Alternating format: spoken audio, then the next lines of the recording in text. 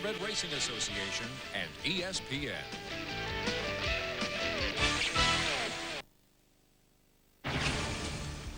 Here they come. The top 2-year-olds of 2003 are the best in the West.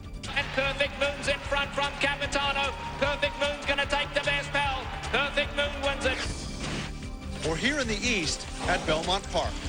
Today, the juveniles are in the spotlight in New York with 2 Grade 1 6-figure stakes, the Matron and the Futurity. And trainer Todd Pletcher could sweep them both. The 2-year-old division shifts into high gear on the road to the World Thoroughbred Championships next.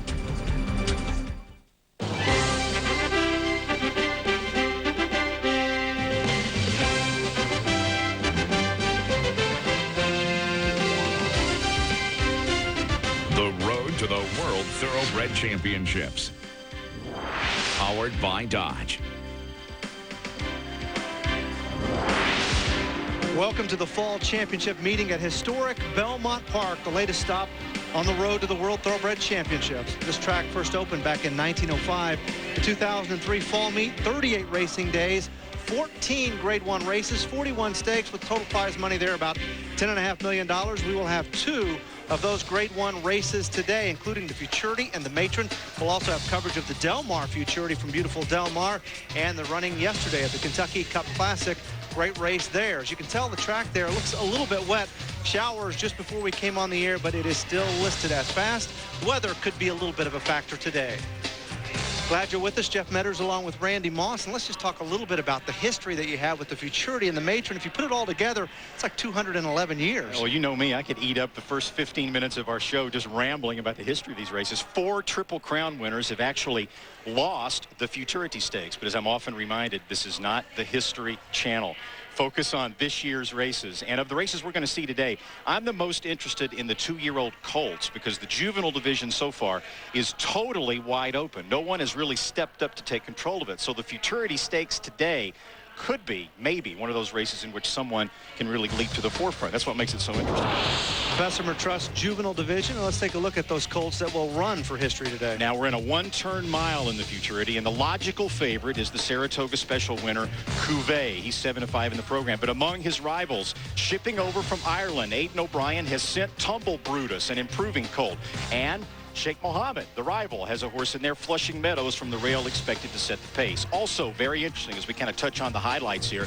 Todd Pletcher has a horse in this race named Value Plus, who will start from post position number 6. Value Plus is the second choice on the program at 8-5, 1 start. But what an impressive win that was, and we really don't know yet how good he can be. Well, you talked about the fact that the juvenile division here very much wide open, but in Europe that's not the case. The National Stakes, a pretty good race to give you an idea of who's on top there, and we have that winner. Yeah, the National Stakes run earlier today at the Curragh, and Tumble Brutus's stablemate in the Aidan O'Brien barn, One Cool Cat, pretty much wrapped up the European 2-year-old championship with an easy win in that race. He's now finished for the year. He won't run in the Breeders' Cup, but the 3rd place finisher, Pearl of Love, is the horse that just beat Tumble Brutus in Ireland last time out, so that might be an indication that Tumble Brutus could be a pretty nice colt to watch today. World Thoroughbred rankings in that Bessemer Trust Juvenile Division. You can see One Cool Cat there on top. So with him out of the picture in terms of the Breeders' Cup, who do you like in this? Well, just pointing out how wide open the Juvenile Division is. 6 of those 10 from Europe. Whipper, number 2, is from France. Silver Wagon, the hopeful winner, not expected to go to the Breeders' Cup. But Cuvée, you see, is currently tied for 6th on our list, and he's, of course, the favorite today in the Futurity Stakes. Sticking with that 2-year-old theme, the first race we'll see today, the Del Mar Futurity, and Janine Edwards joins us for that, and she also has signs that summer is officially coming to a close. Oh, it definitely is, and it closed on Wednesday when Del Mar concluded its 03 meet by setting new attendance and handle records. And for trainer Bob Baffert, he capped off his 7th consecutive Del Mar training title by going for his 8th consecutive Del Mar Futurity win. But the real race was between jockeys Pat Valenzuela and Julie Crone. They finished 1-2 in the jockey standings, and for P-Val, it was his 3rd consecutive Del Mar title, and both P-Val and Julie Crone had mounts in Wednesday's Grade 2 Del Mar Futurity. This is part of the Bessemer Trust Juvenile Division, and we had a field of 5 on Wednesday, including Siphonizer, who beat favorite Cooperation in his debut win. Cooperation was the choice for Bob Baffert. 1 is the favorite by a widening margin. And on the outside, Perfect Moon for new trainer Doug O'Neill was the most accomplished in the field with 2 graded stakes wins. Here's the call of the Del Mar Futurity with Trevor Denman. Half-mile to go in the Futurity now, and it's still Gulf of Mexico. A narrow leader gets pressure from Siphonizer. Cooperation on the outside of that. Minister Eric has lost a bit of ground and now having to be ridden along. Outside of him comes Perfect Moon. 3/8 of a mile to go. Gulf of Mexico, but he's got no breather out here. They keeping the pressure on every yard of the way. Siphonizer down at the rail. Cooperation on the outside of that. Perfect Moon tries to run on, and then Minister Eric coming to the top of the lane. This is going to be a tough one. Siphonizer's got room on the inside and goes on to lead them. Siphonizer now strikes the front. Gulf of Mexico can find no more. In the center, Cooperation is trying to re-rally, and even Minister Eric gets a second win and comes again. Siphonizer the leader. Minister Eric with a late run at him. Siphonizer to win it. Siphonizer takes the Del Mar Futurity to Minister Eric, Perfect Moon, Cooperation, and Gulf of Mexico, weekend to last. Well, Siphonizer shows a lot of professionalism along the rail for trainer Richard Mandela in just his third lifetime start. He wins the Grade 2 Del Mar Futurity. He's from the first crop of Siphon, who Mandela also trained. But Julie Chrome was the big story. She won the meet's 3 biggest races: the Pacific Classic, the Del Mar Debutante on another Mandela trainee, half-bridled, and this one on Siphonizer. Favored Cooperation, well, he was 4 wide on the turn. Weekend, really no excuse, but a very good effort from Siphonizer and from his stablemate, Minister Eric, an improving colt who rallied late for second. Jeff? Thanks, Janine. We repeat again, Del Mar has closed. We'll have a moment of silence for Randy Moss during the break. That's the first of 4 races today. We'll dial up the fillies and the matron when we come back.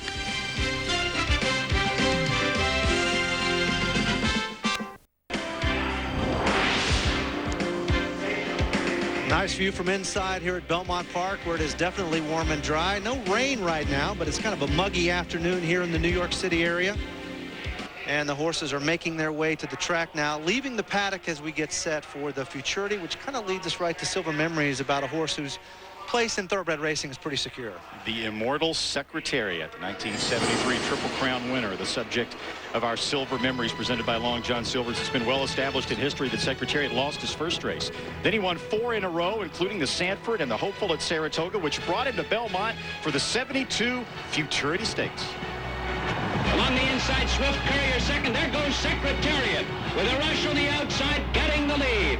Secretariat now in front by a length. Swift Courier toward the inside second. Stop the music, moving up on the far outside.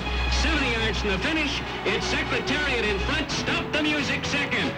Like his sire Bold Ruler had done 16 years earlier, Secretariat took the 72 Futurity and wound up being Horse of the Year as a 2-year-old. And just outside of the grandstand, there is Secretariat, the statue of him. He sealed his Triple Crown with a 31-length win here in the Belmont Stakes. And no doubt his place in thoroughbred racing history very secure as we continue to wait for the next Secretariat to come along down the line. Time now for our video post-parade. The Keeneland K and Gavel means they are a Keeneland sales grad. Starts with Flushing Meadows, which actually is not too far from here. The U.S. Open tennis tournament just finished up. The Sire Grand Slam won the Futurity back in 1997. He's won 2 of 3 lifetime, including that allowance win. He'll be ridden by David Flores. Lots of speed from the rail, could set the pace in the Futurity. The 2-horse will be Tumble Brutus, named after a character from the musical Cats. He's a foreign invader, but if he can make it here, he can make it anywhere. And we get Edgar Prado in the saddle. Tumble Brutus second in his last start in the Futurity Stakes at the Curragh in Ireland. Aidan O'Brien recently sent over Hold That Tiger to run second to Mineshaft in the Woodward.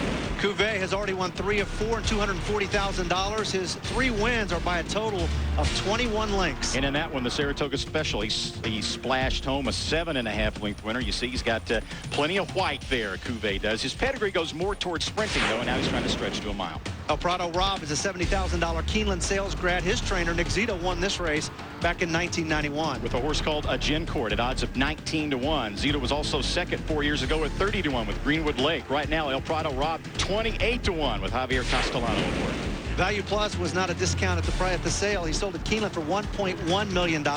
Trainer Todd Pletcher won a record 35 times at Saratoga this past summer. And Pletcher and Velasquez also, have been on a roll. Saratoga, Belmont before that. Value Plus showed so much potential in that maiden win. Tabaki broke his maiden on his first try. Owners Joe and Deborah Sokol have reportedly turned down a 7-figure offer for this colt. That offer made after he broke his maiden there, as you saw at Monmouth. This is Tabaki arriving earlier today from New Jersey by van here at Belmont Park. Second in his last start in a stakes race at Delaware Park. And that's the field for this year's Futurity. We check the current odds right now. You can see Flushing Meadows at 12-1, Tumble Brutus at 4-1, Cuvée, no surprise, I don't think, at 6-5. No, not after that win in the Saratoga Special. The only race he got beat was the Bashford Banner at Churchill Downs, where he had all kinds of traffic trouble. Just a disastrous trip. But as Steve Chris pointed out in our previous segment, the big question with Cuvée is distance and what a fast pace will do to his chances to stretch out from the 6.5 furlongs of the Saratoga Special to the mile distance today. It's a nice-looking horse, though. You can see him there in jockey Jerry Bailey. And Cuvée on the track, and while we were talking to Steve and Chris, we could see Tumble Brutus acting up just a little bit back there in the paddock, feeling his oats today. Nothing unusual for Tumble Brutus, and Janine Edwards has been all over that, I think. And we'll go to Janine. That's right, guys. Well, you know, the character from the musical Cats that Tumble Brutus is named for is a bit of a clown, a little mischievous. And, well, if the shoe fits, Tumble Brutus is a bit of a handful, let's say. Now, we wanted to keep an eye on him in the paddock because he is making his first North American start, and he just arrived from Ireland on Monday, and this was him getting saddled earlier, just a few minutes ago. He was quite a handful, very, very nervous. His connections have said that he's been a very slow learner, very slow to come around. As you can see, a bit of a character, a bit hard to handle, but he is by Stormcat, and the Stormcat breeding tends to put a little fire in their eyes, and he's definitely showing it.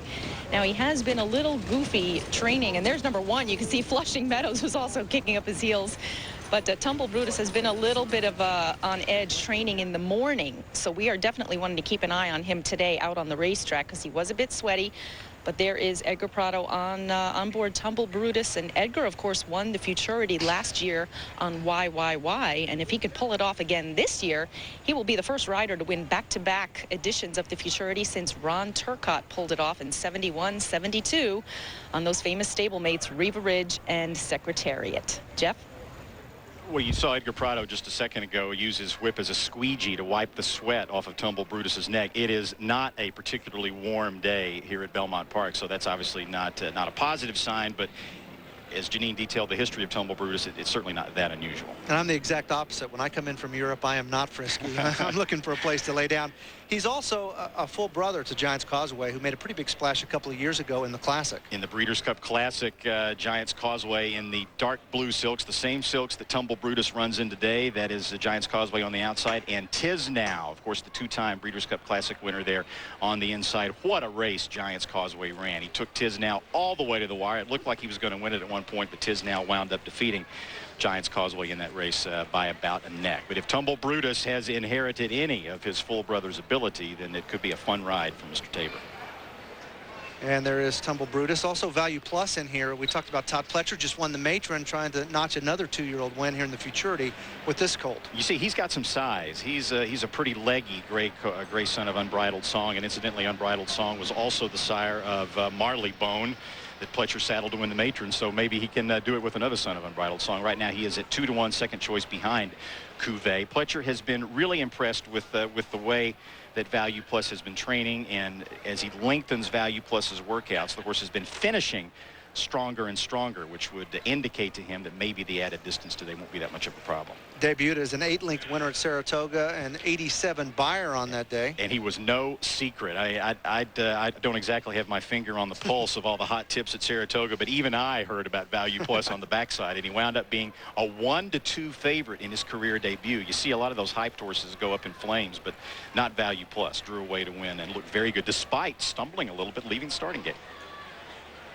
And yeah, there you see a little equipment adjustment to the girth there of number 2 Tumble Brutus.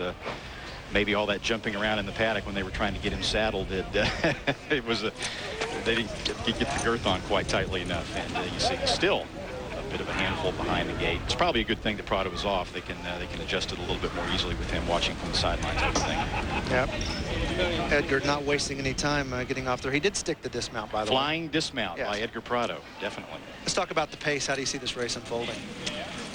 You've got a lot of speed from the inside with Flushing Meadows. And from the number 1 post position, it's almost guaranteed that David Flores is going to have to use it. Tumble Brutus, you see there, if they can ever get the equipment adjustment made on him and get Edgar Prado back on board, is a horse that's got a little bit of natural speed himself. Should be in a stalking mode. The big question is going to be who goes with Flushing Meadows. Is it going to be Cuvée who showed a ton of speed in his last start? Is it going to be Value Plus, who showed speed? But for sure, I think you're going to see a lot of speed from the inside from Flushing Meadows. It should not be a slow pace.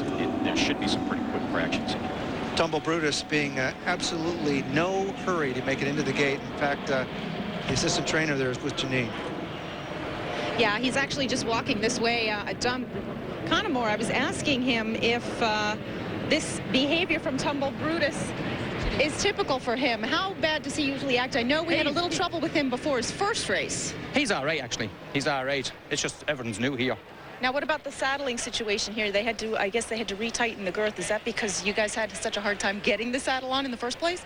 No, I think these girths are different that they're using on this horse, the ones you use in America here. And that's basically it, really. Now, this colt, of course, the full brother to Giant's Causeway, who you had the pleasure of dealing with. You've been with Aidan O'Brien for a few years. I haven't, no, just over a year now. Just over a year. And the exercise rider is the one that had come over with Giant's Causeway. That's right. What does he say about this colt in relation to his full brother? Well, like Giant's Causeway, you can't. There's only one Giant's Causeway, isn't there? You know? Does he have any of his talent? He does. He does. Like, he finished second on the Coro last time out. That was over 7, wasn't it? I think it was over 7, yeah. He was running on towards the end as well, so he wouldn't be on par with Giant Causeways, but okay, well, he's got good something luck. about him. Good luck to you in here. And of course, their stablemate, One Cool Cat, won that big race earlier today in Ireland, Jeff. Easy to tell that's from the Aidan O'Brien camp there. Totally Irish. And Randy, what about our Bud Longshot? Well, we've got a lot of speed in here, so we're looking for a Bud Longshot that's got some meat and also maybe comes from off the pace. And I'm frankly a little surprised that Tabaki there is at odds of only 6-1. I expect him to maybe be just a touch higher. But Tabaki, the horse that you mentioned they turned down 7 figures for after that first win at Monmouth Park, is a horse that will sit back in the pack. So if the pace does get out of control, if you get a Flushing Meadows and a Cuvée and a Value Plus all up there fighting on the front end, and it does set up for a come from behind her, then Tabaki might be able to pick it up at a decent price. That's today's Budweiser, as the Irish would say, Budweiser long shot. Starting to load there as you see Cuvée going into the gate. Tumble Brutus being the party pooper here, really slowing things down. El Prado Rob going in. And there is the big gray horse, Value Plus. And now for the call of the Futurity, let's go back upstairs to Tom Durkin. And the last one to go in will be Tabaki, who figures to be running from off the pace in here. Actually, Tumble Brutus, once he moved into the starting gate, once he got up there and they got the saddle adjusted, he walked in quite different than his earlier demeanor. They're all in now. In the gate, ready for a start of the Futurity Stakes. Rider is off Tumble Brutus. Now back aboard. And they're off. And Flushing Meadows breaks from the inside, and Cuvée breaks in stride with that one. So those two will be head-to-head early, but it's Flushing Meadows to be the early leader. Cuvée backs off just a bit to sit a length behind in second position. On the outside, Tabaki runs in third, and a well-held El Prado Rob is racing fourth. Value Plus came away fifth, but he's very unhurried at this point. John Velasquez rating Value Plus. Tumble Brutus was off last, trailing the field 6 lengths from the lead. David Flores keeps Flushing Meadow well off the rail. Cuvée to his outside second on the backstretch run. First quarter, 23 seconds flat. Value Plus running on strongly, while third on the outside. Tabaki is now fourth. El Prado Rob is tailed off into fifth. And Tumble Brutus trying to take hold of the track. He's running awkwardly at the half-mile pole. The half goes in 45 2/5 seconds. And Cuvée comes up to grab a short lead. It's Cuvée in front round the far turn. But Value Plus looms to his outside second. Down to the inside, Flushing Meadows is third. A break of another 4 lengths back. Tabaki in a drive fourth. It's another half dozen to the other two as the field turns for home. And Cuvée is hand-ridden past the quarter pole. Value Plus is in an all-out drive second. Flushing Meadows third and tiring. Top of the stretch. And Cuvée just keeps on going. Cuvée will stride past the 8th pole, opening up on Value Plus, and the others are just spread out behind a very impressive winner here. Cuvée and Jerry Bailey will just coast home to take the Futurity Stakes with style. They won by 7 dominating lengths over Value Plus. It was another 4 lengths back to El Prado Rob, who was third. The final time here was 1:35.3, almost 3 seconds faster than the fillies ran. This was a very, very promising 2-year-old that ran here today at Belmont Park. Thank you, Tom Durkin. Cuvée won the Saratoga Special by 7.5, 7+ again here today. Yeah, Steve Asmussen, his trainer, has admitted that Cuvé's pedigree goes towards sprinting, but you know, they're going to have to give him a shot at the 2-turn mile in the 16th of the Breeders' Cup Juvenile. How can you not? He has been very, very impressive in 2 big victories. More on Cuvée and the Futurity when we come back.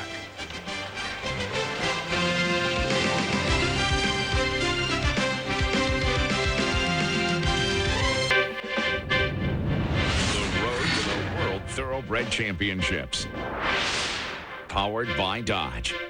This ESPN2 presentation of the Belmont Futurity is brought to you by Dodge. You can take life as it comes, or you can grab life by the horns. By Citgo, we know you.